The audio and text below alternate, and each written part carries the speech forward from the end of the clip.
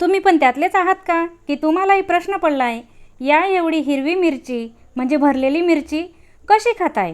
तर अगदी झटपट बनवायची आणि पटापट संपवायची, नाही तेलाचा वापर ना सुकवलेली. तर त्यासाठी इथे शेंगदाणे अगदी छान असे भाजून घ्यायचे.